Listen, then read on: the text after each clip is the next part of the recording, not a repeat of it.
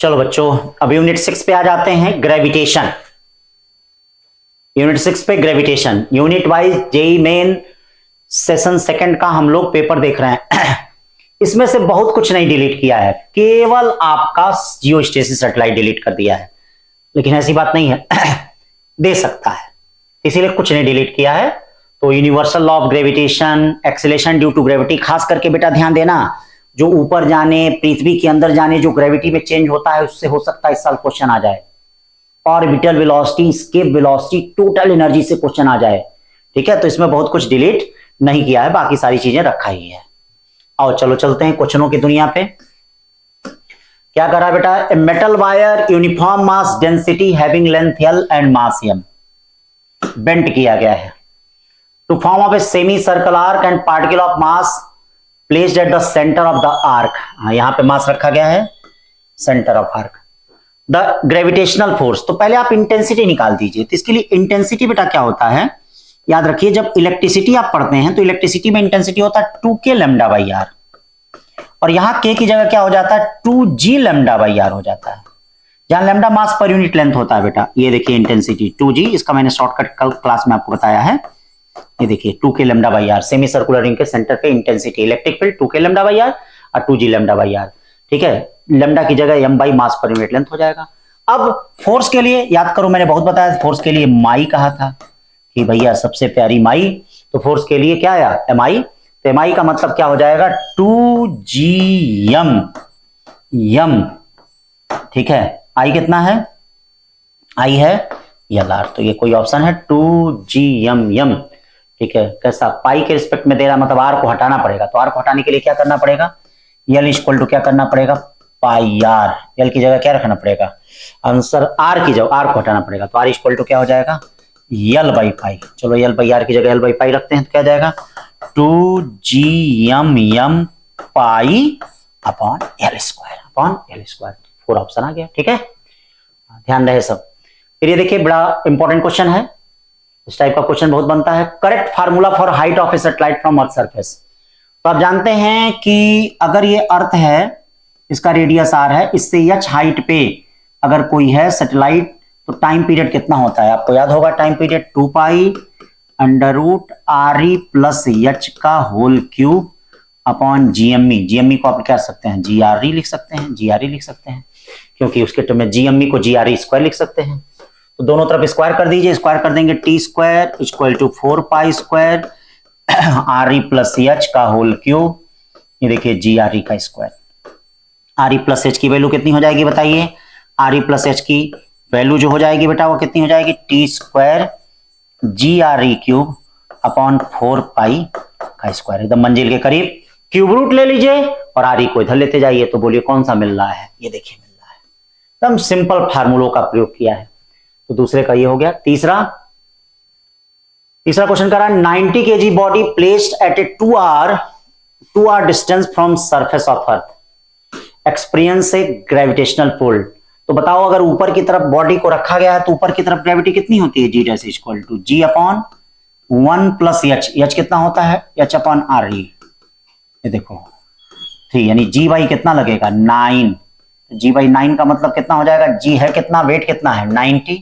90 में आप 9 से डिवाइड करेंगे तो कितना आ जाएगा, कुछ गड़बड़ हो गया क्या ये भाई, 90 नहीं, अच्छा वेट है ना तो mg लगेगा ना, mg यानी 900 हो गया। 900 को 9 से डिवाइड करेंगे तो कितना आ जाएगा 100।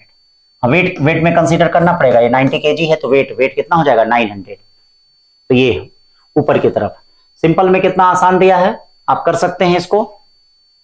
काइनेटिक एनर्जी ऑफ प्लेनेट आपको मालूम ही होगा, काइनेटिक एनर्जी प्लेनेट जो होता है वह टोटल एनर्जी के बराबर होता है, तो माइनस को प्लस कर देते हैं बस, और कुछ नहीं। Gravitational potential energy of sun planet system, sun planet system का क्या हो जाएगा, तो सन प्लेनेट सिस्टम का क्या हो जाएगा ग्रेविटेशनल पोटेंशियल एनर्जी। तो ग्रेविटेशनल पोटेंशियल एनर्जी आप जानते हैं minus G M one m2 by R, यानी ये हो जाएगा। Total mechanical energy of planet आप जानते हैं निगेटिव में होता है, minus G M M by 2a। Escape energy जानते हैं planet of the unit mass, तो स्केप एनर्जी यूनिट मास का मतलब आप जानते हैं स्केप एनर्जी जो होती है वह किसके बराबर होती है, पोटेंशियल एनर्जी के बराबर होती है। तो आपका ये क्या हो जाएगा यूनिट मास का मतलब ये हो जाएगा, तो यानी कौन सा सही है 1 सही है। देखो सिंपल में किस तरह से क्वेश्चन आ गया। फिर क्या करा बेटा, ये देखिए 5वां question, a satellite revolving around the planet, a satellite revolving around the planet in stationary orbit has time period 6 hours. The mass of planet is 1/4 of mass of earth. mass of planet जो है वो कितना है? 1/4 of mass of earth. The radius orbit of planet is, ये sir इसका मतलब क्या कर रहा है? जियो स्टेशनरी से कंपेयर करना चाह रहा है बेटा, ये ध्यान देना। आधा तो क्वेश्चन नहीं है ना, अगर ये दिया जियो स्टेशनरी का अर्थ भी दिया तो इसका मतलब उसे कंपेयर करना चाह रहा है ये। तो satellite revolving around the planet stationary orbit has time period 6 hour, the mass of planet is 1/4 of mass of earth, मतलब अर्थ का उससे कंपेयर कर रहा है, अर्थ से कंपेयर कर रहा है जियो stationery. The radius of orbit of planet is, radius of orbit of planet is, तो इससे कंपेयर करना चाह रहा है। तो कंपेयर करने का मतलब क्या हो जाएगा? क्या करते हैं यहां पे हम देखते हैं, तो T1 6 आर है, T equal to 2 pi R पे 3/2, अभी जो पीछे बताया था, और रूट में GME ये बताया था ना, तो इसका मतलब T डायरेक्टली प्रोपोर्शनल टू, या ये भी कर सकते हो T डायरेक्ट प्रोपोर्शनल रूट में R³ अपॉन मास ले लेते हैं। चलिए दो का कंपेयर करना है, यानी T1 अपॉन T2। थोड़ा लैंग्वेज को ध्यान से देखना तभी आएगा। R1³ अपॉन R2³, ठीक है, और M2 अपॉन M1 हो जाएगा। तो T1 6 दिया है, T2 24 घंटा दे दिया है, ठीक है। और यहां देखो हमको R1 निकालना है, R2 की वैल्यू दे दिया है, R2 की वैल्यू कितनी दे दिया है? R1³ निकालना है। R2 थोड़ा कैलकुलेशन है ज्यादा और कुछ नहीं है, R2³ दे दिया है 4.2 इंटू 10 टू पावर 4, देखना इसको किलोमीटर है, चेंज कर लेना, आंसर किलोमीटर में ही है तो कोई जरूरत नहीं चेंज करने का। मास यमोन कितना है? यम, ठीक है, यमोन का मास कितना दे दिया है भैया?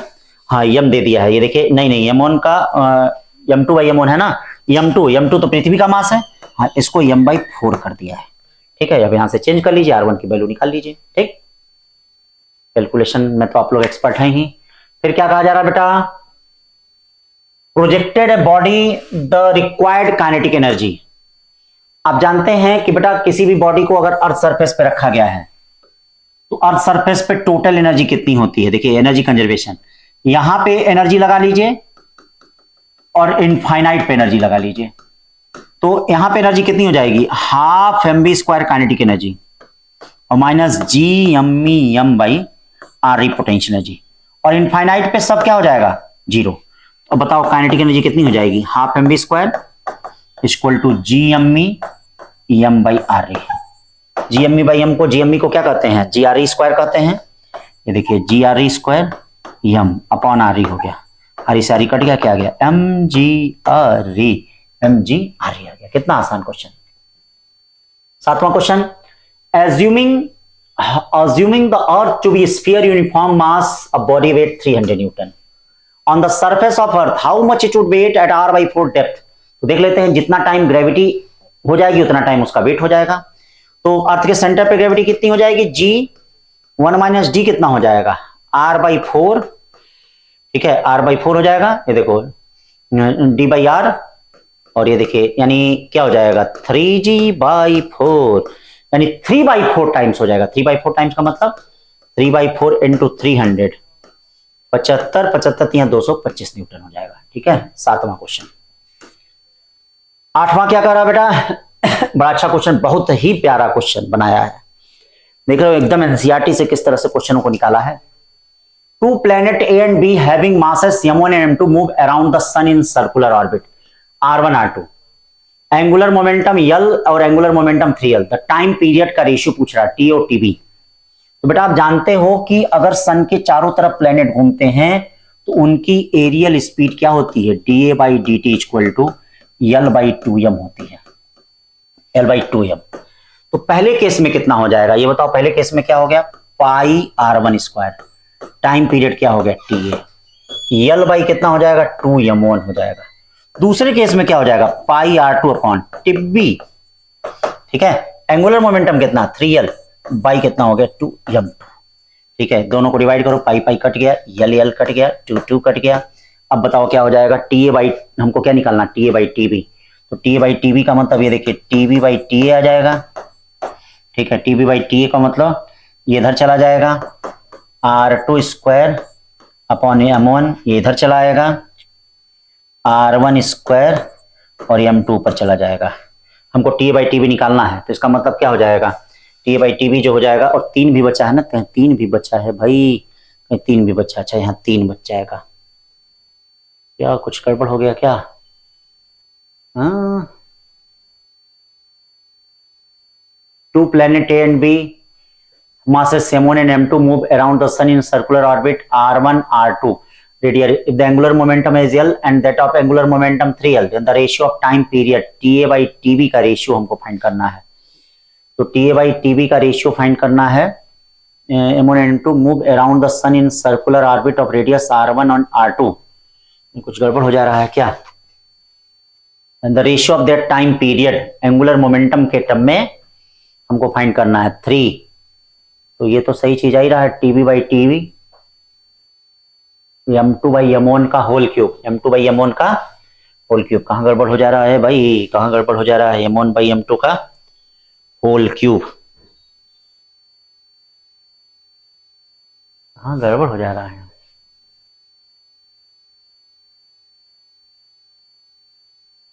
चलो देखते हैं अभी, एक minute. 2 planet A and B having masses M1 and M2, sun in circular orbit of R1 and R2 radii, the angular momentum of is L and the angular momentum of 3L। भाई उनकी aerial speed constant थी, तो हमने लिया ही है, तो सारी चीजें तो हो गई हैं। M2 और M1 के टर्म में हमको आंसर चाहिए, किसके टर्म में चाहिए? इसका मतलब R2 और R1 को उसके टर्म में लाना पड़ेगा। तो R2/R1 किसके बराबर होता है भैया, किसके बराबर होता है? देखो बच्चों कहां अटक गए थे हम लोग, यहीं अटक रहे हैं। एक मिनट, हाँ, किसी तरह से R1 R2 को हटाना है, क्योंकि आंसर M2 M1 के टर्म में R1 R2 वाला मिला नहीं मिल रहा है तो कैप्लस लॉ लगा दो। T डायरेक्टली प्रोपोर्शनल टू क्या होता है, R पे 3/2 होता है, यानी T डायरेक्टली प्रोपोर्शनल टू, फिर से इसको लिख लेते हैं हम, यहां नोट कर लीजिएगा, TA/TB लिख लेते हैं, TA/TB। ये TA/TB क्या हो गया, ये देखिए, TA/TB equal to 3M1/M2 R1/R2 का होल स्क्वायर। ठीक है, तो अब देखिए, आप जानते हैं TA/TB जो होता है, TA/TB जो होता है का स्क्वायर क्या हो गया, R1/R2 के क्यूब, यानी 2/3 के बराबर होता है। तो R1/R2 की जगह आप TA/TB पे 2/3 रख दीजिए, तो TA/TB इक्वल टू 3M1/M2, यहाँ 2/3 रखेंगे तो क्या आ जाएगा, R1 TA/TB 4 कितना हो जाएगा, 3। 4 कितना हो जाएगा, 3। तो 4/3 हो जाएगा। 4/3 करने का मतलब ये देखिए, TA/TB 4 कितना हो गया, 3। तो पहले आप एक काम करिए, सबका क्यूब रूट कर दीजिए। क्यूब रूट करेंगे तो ये देखिए क्यूब रूट नहीं, क्यूब 3 का 27 आ गया, M1/M2 आ गया। कहीं गड़बड़ तो नहीं हो रहा है ना TA/TB में हमारा, कहीं गड़बड़ हो रहा है, TA/TB ये आ गया। अब R1/R2, कहीं कुछ गड़बड़ हो गया क्या भाई, फिर गड़बड़ हो जा रहा है, ये 27 M1/M2 आ गया। ठीक है, फिर से एक बार हम सोच रहे हैं, 27 M1/M2 हो गया, और ये TA/TB क्या हो गया, TA/TB फिर क्या बच गया, 4 बच गया। तो एक 4 बचेगा तो एक क्या आ जाएगा, अच्छा इधर से आएगा, आ गया। देखो 3 सही है, 4 कट गया। अब क्या हो गया, TA, देखो बड़ी खुशी होती है जब कोई क्वेश्चन बीच में फंसा रहता आ जाता है। तो TA/TT ये इधर चला गया M2 अपॉन क्या बचा, 27 M1, और इसको भी क्यूब हो जाएगा, इसका भी क्यूब हो जाएगा, इसका भी क्यूब। तो ये आ गया। ठीक है, समझ गया कि नहीं तो बड़ा अच्छा क्वेश्चन दिया था, रोमांचक था कभी कभार का अच्छा कर देता है। ये देखिए, ये तो टेस्ट में मैंने दिया था अभी इधर, 2 satellite A and B go round planet in circular orbit 4R and R, speed 3V, the speed of B is, तो आप जानते हैं B inversely proportional to √R होता है। ठीक है, तो ये देखिए कितना हो गया, आधा हो गया, तो ये स्पीड कितनी हो जाएगी, डबल, यानी 6V हो जाएगी, 6V हो जाएगी। ठीक है, आधा का मतलब समझ रहे हो ना, स्क्वायर रूट आधा। 10वां क्वेश्चन कर रहा है, astronaut takes ball of mass m from the earth to space, he throw the ball into circular orbit about altitude इतना, अच्छा रेडियस इतना दिया है, दूना का फर्क है, इसका मतलब हाइट क्या हो गया, RE/20 हो गया, देख लो दूना बढ़ जाएगा, पॉइंट है Re/20 हो गया, मतलब Re/20 ऊपर फेंक रहा है। The change in total mechanical ball इतना, द वैल्यू ऑफ एक्स। तो ये बताइए अर्थ सरफेस पे मैकेनिकल एनर्जी कितनी होगी? अर्थ सरफेस पे मैकेनिकल एनर्जी होगी -G/m कितना R।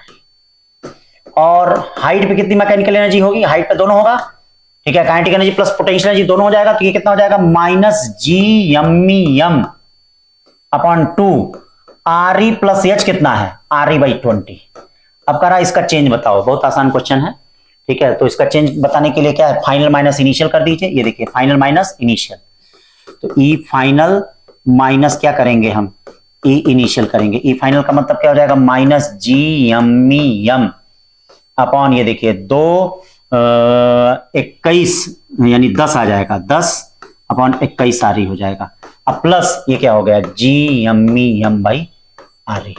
21 में से 10 जाए कितना बचता है बेटा, 11G/21 Re। इसका मतलब ये कितना हो गया, 11 हो गया। x कितना हो गया, 11 हो गया, ठीक है। अच्छा क्वेश्चन है, 11वां क्वेश्चन देख लेते हैं। A satellite of mass 10⁻³ kg mass is revolving the circular orbit of radius 2r। अच्छा 2r में, चलिए देखिए भाई 2r ऑर्बिट में है, देखो यहाँ पृथ्वी है और यहां से circular orbit of radius 2r मतलब 2r में है, ठीक है। तो इसकी टोटल एनर्जी कितनी हो जाएगी, ये बताओ। टोटल एनर्जी हो जाएगी -G/m/2 हो जाएगा, ठीक है, 2r हो जाएगा। फिर क्या कहा जा रहा है, 10⁴R/6 एनर्जी सप्लाई की जा रही है। चलो भैया इसको दे दो, 10⁴R/6 सप्लाई किया जा रहा है। अब इस एनर्जी को लेके वो नया ऑर्बिट में उड़ गया, तो नया ऑर्बिट में कितना हो जाएगा, -G/m भाई क्या कर दिया जाए, 2r कर दिया जाए नया ऑर्बिट में। क्यों, नया ऑर्बिट में उड़ जा रहा है तो भाई इसी एनर्जी के साथ जाएगा ना। तो कह रहा है कि भैया r की वैल्यू बताइए। तो आप पहले सबसे पहला काम करिए, Gme को Gre² कर लीजिए। करिए पहले Gme को क्या कर लेंगे, Gre² m/4r। इसको क्या कर लेंगे, 10⁴R/6। Gme को -Gre² m/2r। अब एक काम करिए, क्या काम करिए, r को पहले काट दीजिए बिना सोचे समझे, बाकी कैलकुलेट तो कर ही लेंगे आप लोग। -mg/ ये देखिएगा 4r अब प्लस 10⁴/6, क्यों भाई आ जाएगा कि नहीं, इक्वल टू -mg/2r। मास 10⁻³ दिया ही गया है, क्या दिया गया है, मास 10⁻³ दिया ही गया है। अब इनको कंबाइन कर दीजिए, सॉल्व कर दीजिए, तो r और कैपिटल R में रिलेशन आ जाएगा, जो लगभग कितना आना चाहिए, 6r। मतलब आंसर में दिया है, मैं तो डायरेक्ट आंसर में निकाल दे रहा हूं, ठीक है। डायरेक्ट आंसर से हम क्या इसको निकाल दे रहे हैं, तो उतना आना ही चाहिए, ठीक है ना बच्चों। तो इस तरह से ये देखिए लगभग मैक्सिमम आपके ये 6 यूनिट आपका डिस्कस कर दिया, ठीक है। फिर आगे भी इसी तरह से यूनिट डिस्कस करते रहे हैं, घर पे इसको देख लीजिए, लगा लीजिए। अब जैसे इस टाइप के देखिए क्वेश्चन नीट में नहीं आएंगे, जैसे इस टाइप के क्वेश्चन है ये थोड़े से टफ हो जा रहे हैं, लेकिन ऐसा नहीं कि बहुत कठिन है, इस टाइप का आ सकता है। ये भी देखिए बड़ा अच्छा क्वेश्चन ये वाला था, बहुत प्यारा क्वेश्चन था, ठीक है। इस तरह का क्वेश्चन भी बन सकता है। ये सब क्वेश्चन सिंपल इसी तरह बनेंगे, जैसे 7 टाइप के क्वेश्चन हुए, 6 टाइप के क्वेश्चन हुए, ये सब बड़े प्यारे प्यारे क्वेश्चन है। ये हो सकता है फार्मूला बन जाए आपका, ठीक। तो इसको पढ़ते रहिए, हम होंगे कामयाब का नारा देते रहिए, देते ही मत रहिए, हाँ इसको साकार करते रहिए। उसके लिए एनसीईआरटी एग्जाम, एनसीईआरटी उठाइए और उदाहरण के फार्मूलों को तैयार करते जाइए। इस समय वो काम कर सकते हैं आप, 15 दिन में 15 बार चाहे तो कर सकते हैं। Thank you.